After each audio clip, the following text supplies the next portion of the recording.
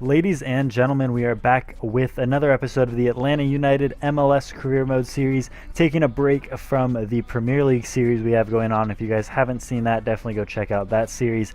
There will be a link in the description below. But we're going to be starting off our Season 2 of the MLS Career Mode. So today we're going to be doing a lot of the transfers we're going to be doing in the window. Honestly, the majority of them, I believe, are going to happen in this episode. We do have Emma Boateng and also Margarita coming in on a free starting this month, so you'll see that trigger here in a second. This is all going to go by relatively quickly, but I did want to just talk about it. We are going to make some pretty big signings here. We're going to make a goalkeeper signing here at the end of the episode. The first game that we're going to be playing is in a preseason cup. It has a lot of MLS teams in it. We will be playing a game against FC Dallas, and honestly, I'll get a little bit more into it once the game starts, but I played that game and realized that I honestly missed having Yamil in the squad. You guys are going to see here, obviously, we did bring in Margarita and then also brought in Emma Boateng. Boateng, not a player that I fully expected to start, but in the first game, I do try to start him. We do look at DeAndre Yedlin maybe as an option, but we're not going to bring him in or Barco in unless we sell one of our big-name players. With that being said, you're going to see the first time I go in for Horvath, I had no idea how expensive he was going to be. I completely tried to just throw out a number there, see if I could give them Brad Guzan if they wanted an even trade there. They said they wanted a right back or left back, or sorry, they wanted a striker rather. And I didn't have a striker that I was willing to part with and actually give them enough money for. So they said they weren't interested for BJ4. So a little disappointing there. So I kind of just went in with like a offer. I didn't know how good he was at this point because when you first started career mode, he's not that highly ranked. So it's a little bit easier to get him. But in this second season, he obviously was more expensive than $2 million. I thought I was just kind of lowballing a little bit, but still going to get an offer out of them. It turned out it was way too low. The the manager ended up walking out of the room completely. So we're gonna have to go back in for that offer for Horvath here at the end of the episode after our 2 games, as long as a week went by to go after him. Here you're gonna see we go after Franco Escobar. And obviously this transfer, we're trying to see what players we can bring in that we already are linked with in real life. Escobar is really the only one that we're heavily linked with in terms of possibly fully getting him in. I tried to do some swaps just to see if I could end up saving a little bit of money. Although we do have 21 million, I did want to save a little bit more. Here you're going to see we are going to swap Tyrone Mears and pay a little bit over $1 million. Not quite as much as I wanted to pay, but it's okay. It's not bad. It's still a good deal, and we are going to end up bringing in Franco Escobar into the club. So reason being I ended up selling off Tyrone Mears is because he is obviously getting older, whereas Escobar is 22 years old, and we are also playing 3 in the back. So yes, Tyrone Mears could have played in that right mid position, but as of right now, Brandon Vasquez looks like he's going to be starting in that role at 70 rated, and then obviously we'll have Escobar to play at both the center back and right back role for us, and it's going to be very good for us to get him in. We can actually sign him to a 5-year deal, which is perfect. Other than that, kind of looking at other deals that potentially we might want to do. Again, I kept thinking about the Barco deal, but he is going to be really expensive. He's going to be around 20 million probably, maybe a little bit less than that, because he is starting to get really highly rated. So I do want to save that money and use it if we end up losing Miguel Almiron, Joseph Martinez, or Tito Villalba. With that being said, I think we still made a lot of very good signings in this first game. You're going to see kind of the team that I end up wanting to run with here. I wanted to give a lot of players, obviously, a chance to play that didn't get to start last season. See what players would impress me with the new squad. Realistically, the start of the season, we're not going to make many changes to the starting lineup. We're looking to bring in players that will be able to do a job in case somebody gets a red card or injured. We're looking for players, that can just come in during the second half to give us a little bit more energy. Obviously, that's why I wanted to bring Emmanuel Boateng in, because he has a lot of pace. He can get forward for us very well as a sub. Realistically, obviously, Miguel Almiron is going to continue playing in the left forward spot in this formation. Obviously, he cannot play cam. You are also going to see in this episode a lot of offers come in for players that are not for deals that I didn't want to go through with. So I get offers for LGP, Brandon Vasquez, Joseph Martinez might have one, Tito Villalba has an offer. But none of them really high enough that actually test me. I do still want to keep the core group as much as possible. I don't want to sell too many players off too early. You are also going to see in this first game, I do mess up the squad numbers in the first game of the episode, but I do fix it after this game. So Emmanuel Boateng does start this game wearing the number 17. Obviously, that will change. A lot of squad numbers were obviously opened up because players ended up leaving the club. Bobby Boswell left, so the number 12 is open there, again with other players. I will say that also, as we go into this game, Michael Parkhurst and Jeff Lorenowitz, I believe, are both looking to retire at the end of the season. But here you see a lovely little cheeky little assist from Andrew Carlton. Honestly, I thought a defender was closing me down and I wanted to do a little bit of a fancy pass. Really just looking to like kind of backheel it a little bit. He ended up doing a little spin on it as well and grabbing a goal for Miguel Almiron. So, you know, we do love a game in the rain, and a game, it looks like, I believe this is in South America, this tournament was. So we end up grabbing a goal early on with Miguel Almiron, still doing big things, even though I did play him in a different position in this one. So again, this first game was a little weird. You're going to see we end the first half with only one goal. It felt a little weird. I was trying to figure out what players I was really comfortable with in this squad. I will say certain players look taller in this episode. I don't know if that's just me, but obviously I've still been playing with Atlanta United. But once I got into this game, it felt like Julian Gressel was taller in this game, and possibly Brandon Vasquez as well. I know Brandon Vasquez is obviously a tall player regardless, but it did feel like Julian Gressel was taller. I know players grow slightly, I believe, in career mode, but I don't know about like players that are already in the game, if they grow. If that's something you guys have noticed, let me know in the comment section below. I'll check actually like the stats to see if the players are taller this year, but it just kind of feels like they do. It feels like Julian Gressel is taller, but I didn't really play with him that much, so that might be what it is. Here we do end up getting scored on in the second half. Slightly disappointing to level it out at this point, but again, this game just kind of made me realize that I did miss having Yamil Assad in the team. He's a very, very good left mid for this squad. He plays that role perfectly. He doesn't have the most pace in the world, but he is a decent player to get forward and back.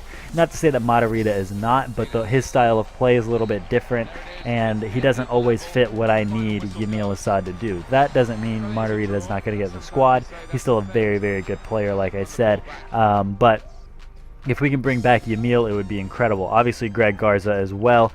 So we do end up going into the transfer window again, looking for players. And you see there, FC Dallas was actually going after Yamil Assad, which just triggered in my head, I absolutely need to go after him. I did see Greg Garza is being looked after by Nice. So if he ends up going to Nice, that would be awesome in terms of the U.S. men's national team. Obviously, he gets some experience playing in Europe. So I am going to actually just let that deal right out because I don't need another left back with Matarrita in the squad, and Yamil Assad obviously playing that left mid position. He is currently valued at $6 million, so we do try to go in with that with a sell-on clause of 20%. So I figured that deal would go through. Usually if you put on enough of a sell-on clause, it works. They weren't having it. They wanted a 5% release clause and a little bit over 8. So we end up trying to go back in, give them 10 and a little bit more, less money rather, but they ended up not taking it. So, you know, I said, forget it. We'll end up just paying the $8.2 million for Yamil Assad. Decent money for a decent player. Obviously, he'll turn out very well for us. So we do want to bring him in, obviously, for his contract as well. We end up getting him on 4 years, which seems awesome for me. They want a release clause. I figured $12 million. Understandable. If we end up getting that kind of money for Yamil, I'm totally fine with that. So we end up going in for the wage. I end up putting 15 million instead of 15,000, and it ended up messing up a little bit there. But we tried to offer 15,500 with a nice little signing bonus, but he wanted a little less money and for some bonuses in the contract. So we figured that's a pretty good deal. So we go into the next game. Looking to change up the lineup a little bit. Obviously, again, the numbers should be fixed in this game as well, but we do want to make sure that certain players end up coming back into the squad. So you're going to see, obviously, Yamil Assad. We're going to put him on the bench. We're not going to throw him in right away because I did want to see if we played certain players in different positions, would it feel different to have certain players left in the squad. Again, we kind of want to see closer to the original starting lineup how well certain players are going to play. I will say Torres has impressed me. He is still slightly small, so it does worry me a little bit on his physicality aspect, because obviously that's not something you can train. You can't make their strength better, but hopefully we can get him to become a very versatile center defensive mid for us so that he can end up replacing Carmona whenever Carmona decides to leave. I will say that the transfer window has already been pre-recorded, so I can't take any more suggestions for this window. I kind of wanted to do stuff, that you guys have had suggested for the past season, and then obviously some of my own ideas as well to bring into the team. So let me know what you guys want to see in the next window. Obviously it's a bit longer of a window that gives us more ability to change some things, and we can base it on how well we're doing in the league. Another thing I have noticed is that the MLS doesn't make many transfers. Some players end up leaving, not many players end up moving clubs within the MLS, it looks like. In my player career mode that I'm kind of playing off camera right now, that I will catch you guys back up with one day, it looks like there's more MLS transfers going on, but it looks like a lot of players are leaving on a free and not actually transferring for transfer deals. So I think a lot of the deals had already been done before this window opened. So you're going to see here we do end the first half not scoring. Again, this is a little bit more of the same, not really the players in this formation that I kind of felt comfortable with. So I did want to kind of change it up a little bit. Going into the second half, we end up starting to bring in some different players. You're going to see here in the 52nd minute we get an opportunity on goal, but they end up saving it, and the keeper tries to get the ball out here, and we just kind of manage to get the ball back and kind of go on a little bit of a counter attack here. So after this goal, I believe, or maybe it is at this point, yes, Joseph Martinez, Miguel Almiron, and I believe Yamil Assad are all back in the team at this point, and it just felt better. It felt right. Maybe it's just because I'm so used to playing with those players, but having those three in the left side of the field just kind of made things starting to feel good, like it was the way it should be. I know where Yamil Assad's going to play. I know where Joseph Martinez is going to play, and I know where Miguel Almiron is going to be at all times. I know that I can make this pass here to just cut it in, and Miguel Almiron's going to make that run, and Joseph Martinez is going to make a run for the rebound in case it does come off of him. So, it's just kind of that understanding you have with certain players, and this is where kind of the game just turned around again. I just feel really, really comfortable with this core group of players in the team, and that's why I'm saying the starting lineup really is not going to change that much. A lot of the players you saw last season are going to be starting again. Obviously, certain players will have opportunities to play, but we are just trying to make very small changes. Again, keeper coming in, hopefully Horvath, making a big difference in terms of our defense because we want to concede less as we continue to score more. Here Yamil Assad makes a beautiful run into the box and passes it beautifully over to Andrew Carlton, who grabs himself a goal as well, which does show me that Carlton can play in this team as well. He can play at that right forward or right mid position. He can play in a center mid position if I need him to. Chris Goslin is also in the team in this game, and he played really well. So it's showing me, we do still have that versatility that I want in the squad. So a lot of players doing a lot of good things for the team. As we kind of move forward, I think this is going to be another really easy season for us. Again, a lot of the MLS teams maybe not making that many moves. I haven't looked at all of the free transfers that went through, so maybe there are some differences in the team that we'll start noticing while we go through the season. Hopefully there are changes enough that make it more difficult for me to win the league. I think, again, the supporter shield probably shouldn't be very difficult for me. I have a lot of players that are a lot better than the majority of the players in the MLS, especially in defense, so it makes it easier for me to score goals with my very, very good and very pacey players. So hopefully, maybe this will be the last season that we have some of these bigger players, and we can have maybe a little bit more challenging of a rebuilding period next season. If that's kind of something you guys want to see, maybe life after Joseph Martinez and Miguel Almiron leave the team, let me know in the comment section below. Yamil Assad is a player I do want to hold on to for at least a couple more seasons now that I have signed him. So he's going to stay in the team. Maybe we lose out on Tito as well, and we kind of try to build the team around Yamil Assad. If that's something you guys are interested in, let me know, because I'm kind of running out of ideas for the MLS series, which is kind of why I wanted to slow this series down and try the staying up challenge. But if you guys are watching that, you know that's going pretty well as well. So we're going to be challenging for a lot more things than just trying to stay up in the Premier League here in the next couple seasons. So it's going to be very interesting. Here we managed to grab our fourth goal in the game. Joseph Martinez grabbing himself a goal as well. And again, everything just felt right in this game. And it kind of just made me, you know, reassured that going into this next season, we're still going to feel really good in this team. Like I said, Michael Parkhurst is retiring at the end of the season, so that is a little disappointing.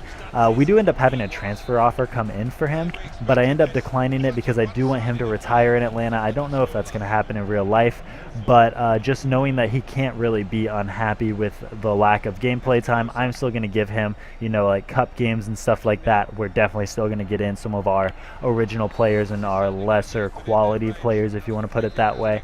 Obviously, our older players that are starting to decline a little bit. So I think it just gives us a lot of opportunity. Here you see Alec is in goal. Obviously, with the introduction of Horvath, it kind of makes me wonder, you know, what players I should lose out on. After the transfer window, we end up getting some offers in for certain players, which is kind of annoying because I did want to make some more transfer deals in this window, but they'll end up leaving, and you guys will see that in a future episode. So the keeper situation, we're obviously going to have like 5 keepers, but Tambakis is still on loan, I believe, at New England. He will return in the summer transfer window as well, so he's going to come back in. We may end up losing a couple keepers because I don't want to have so many keepers that they end up getting mad that they're not playing.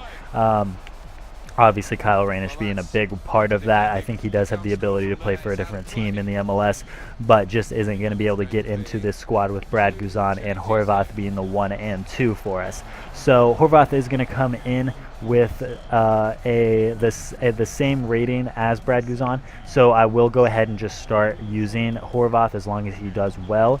If he doesn't, obviously, then we can look at using Brad, but Horvath is going to increase in rating pretty quickly. And in this season, I'm also going to take an offer for the U.S. men's national team. I do kind of want to play around with that.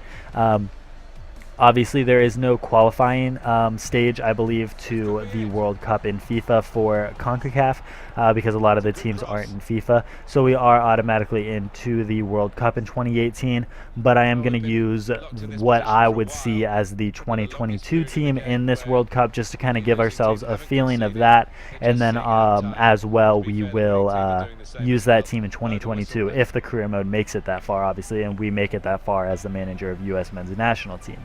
So a lot of things to look forward to this season. We're going to kind of make it a little bit more difficult for ourselves, but at the same time, I really do think that this is going to be a pretty easy challenge for us. Again, we should run away with the league again. We should see a lot of goals from Joseph Martinez and Miguel Almiron. Maybe we'll see some offers come in for them in the summer. I definitely wasn't going to lose them for the start of the MLS season, though. Here you see, again, Joseph Martinez just going on a nice little run here, beating the defense, pulling the ball back, and finessing it, but not able to grab the goal at that point. So, again, just a lot of good things going on in this team. Escobar does feel good in the team. Obviously, I did a video on him prior to this episode, so I knew he was going to feel good. But here you see Kevin Kratz absolutely demolishing the ball into the back of the net. And he's playing well. He's showing me that he can still be in the squad. And I did have a transfer offer come in for Kevin Kratz as well, but we do end up turning that one down. I believe it was a 3rd division German team that did want him and Julian Gressel, but we are going to hold on to them. Again, I think Julian Gressel can still progress and make it into our midfield, so I do want to keep him. Kevin Kratz, although declining, I still want to keep him in, again, for reasons like this. He does play well in that midfield. He defends well for us in the MLS, and he can still get forward and play in a box-to-box midfielder position. So we do end up winning this game 5-0. Yamil Assad making his wonderful re-debut and official debut as an Atlanta United signed official player. They get an opportunity on goal here, but they push it wide, leaving Alec stranded, but managed to not grab the goal. So that is going to be the end of this episode, or not rather, sorry, the end of the episode, the end of this game. I will show you guys the transfer negotiation for Horvath after this game. We do go in again, probably overpaid for him a little bit because I was worried about not paying enough money, but I tried to play it as close to his release clause as possible in real life, which is, I believe, 5.7 million. I think I offer 5. Again, you guys will see it here in a second, and then we can talk about it. But like I said, I do already have all the transfers in. It's basically all the transfers you've seen in this episode. There's not much else going on. But going into the transfer, obviously, again, I did want to make sure that we put forth a good offer. I wasn't able to scout him because I did have all my scouts busy, so none of them were able to go to Horvath's team to scout him for his ability. But we do here again, I said, offer 5 million for the player, and the manager is just going to be okay with that and let us go straight into talking to the player. So really, I'm thinking if I offered 5 million here and 2 million before, I don't think it was that low of an offer that the manager should have walked out. I think he could have easily just offered, hey, we want 4.5 million or 5 million, and I would have been okay with that. But it's okay, we did offend him, it's whatever. Here you see Horvath, the man, the myth, the legend, the new kind of star keeper, I guess, that everybody has their eye on going into the 2022 World Cup. So we're going to try to bring him into the team and see how much we can increase him and make him into a better keeper before eventually probably selling him off. We get him on a 4-year deal, which is awesome. I love that we're getting in these deals for players. They want an 8.5 release clause. Again, it's more than I bought him for. It's a decent amount of money more than I bought him for. If a team does come in for it too early and we want to re-sign him to a new contract, then we can try that as well. If he ends up wanting to leave the club for a European team, I totally understand. Here we try to go in for a current wage, which again, I didn't really know what to offer because I don't know what he made at the prior club because I didn't scout him enough.